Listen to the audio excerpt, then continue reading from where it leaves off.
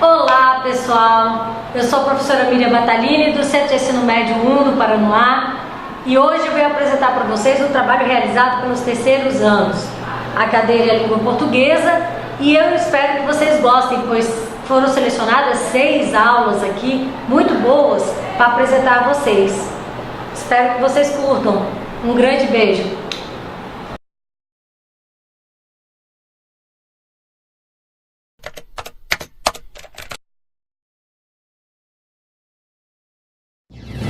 DFTV. Oferecimento Banco do Brasil.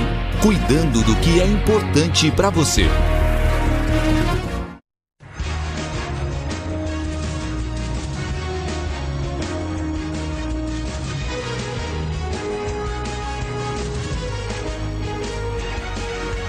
Alunos reclamam da fila quilométricos do lanche da escola.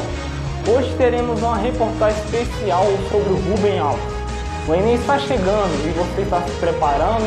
O DF primeira edição está começando agora.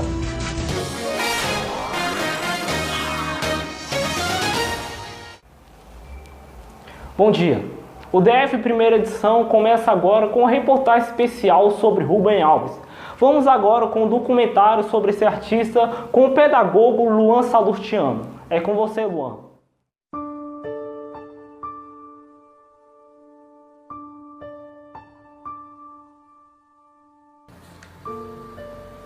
Bom dia, Lucas Salustiano. Bom dia a todos.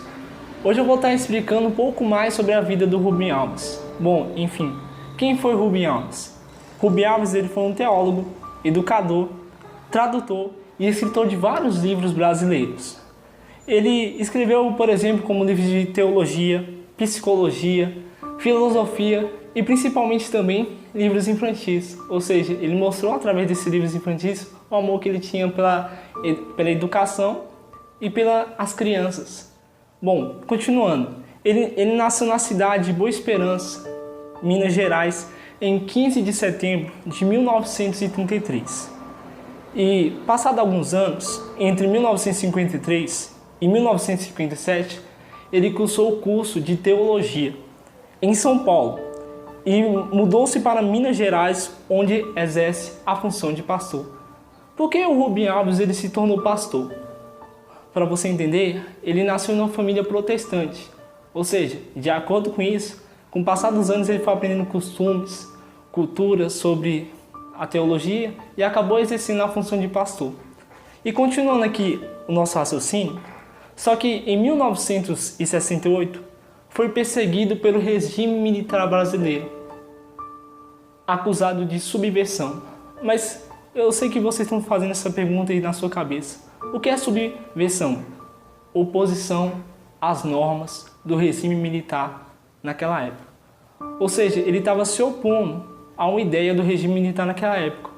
E para ele não ser preso, para ele não sofrer tortura naquela época, ele viajou para os Estados Unidos, onde ele fez o quê? Onde ele cursou o curso de filosofia.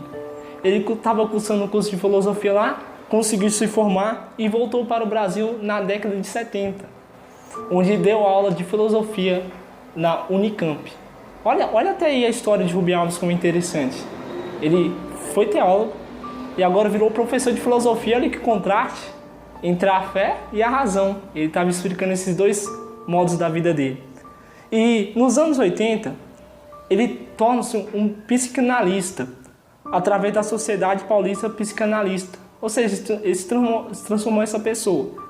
E depois disso tudo, depois da década de 80, ele viveu a vida dele, teve as alegrias dele e muitas tristezas. Mas, para nossa tristeza e a tristeza de todo mundo, o Rubem Alves faleceu em Campinas, São Paulo, no dia 19 de julho de 2014. Mas ele deixou uma lição para a gente, ele deixou uma história para a gente. E até hoje ele é lembrado por isso.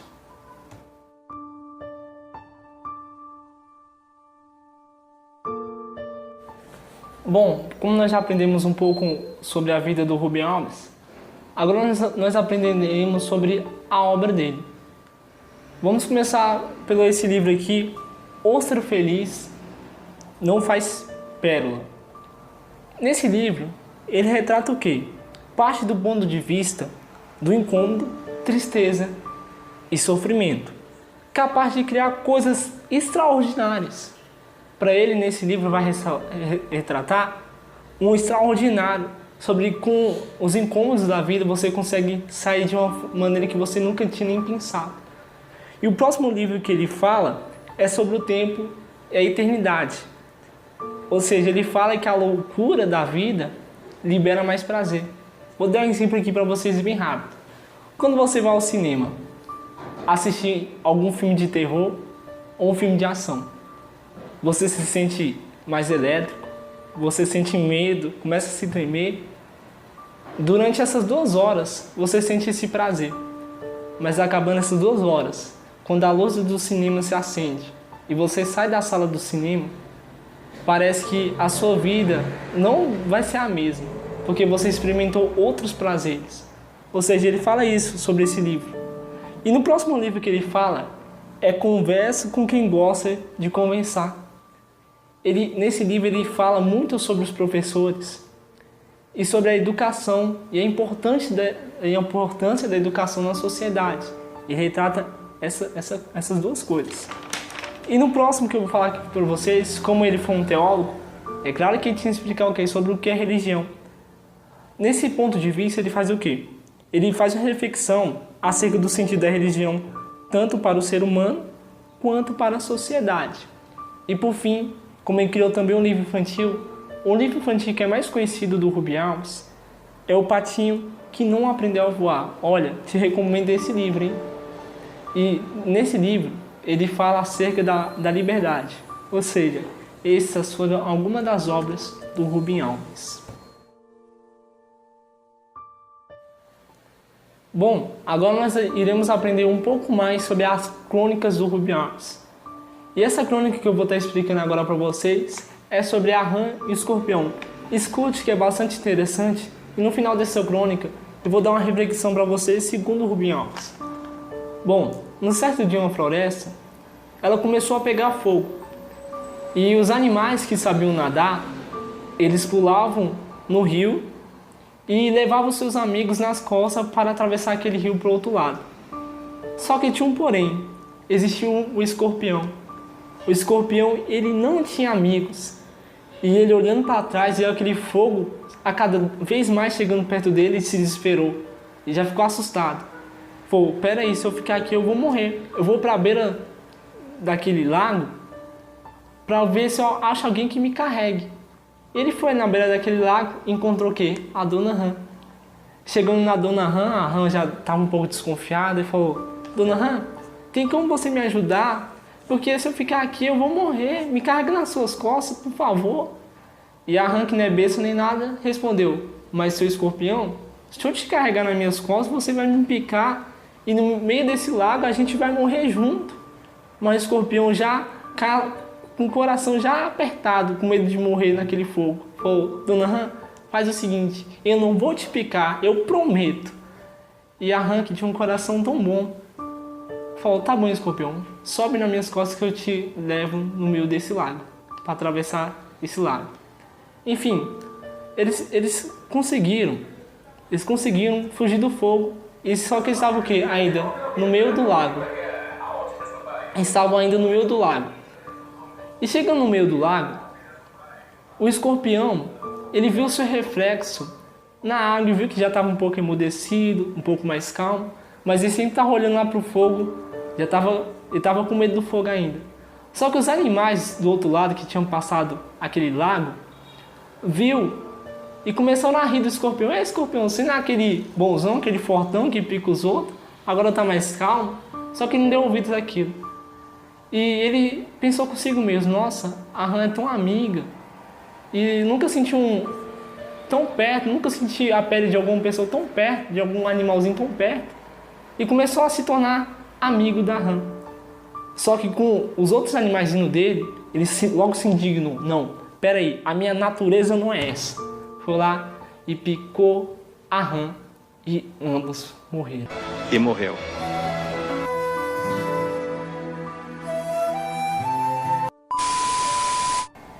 Foi um triste fim para aqueles dois. Mas uma reflexão que o Rubem Alves ele traz pra gente: o mundo ele tem que ter muitas ãs e poucos escorpiões. Bom, agora vamos para outra crônica também importante, é ostra feliz não faz pérola. Por que ostra feliz não faz pérola? Nem todas as ostras elas produzem pérolas, só aquelas que sofrem. Vou dar um exemplo aqui para vocês. Quando um pequeno grãozinho de areia entra, vamos dizer, pela boca da ostra, acaba incomodando a ostra por dentro e cortando ela. E a ostra, para se livrar desse corte, desse tormento, ela começa a produzir algo precioso, algo liso, que não vai estar mais machucando ela. Ou seja, ela produz essa pérola.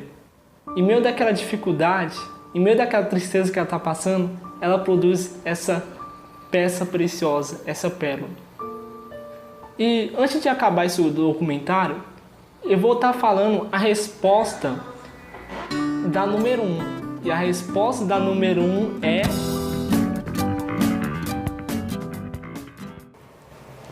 Muito obrigado, Juan.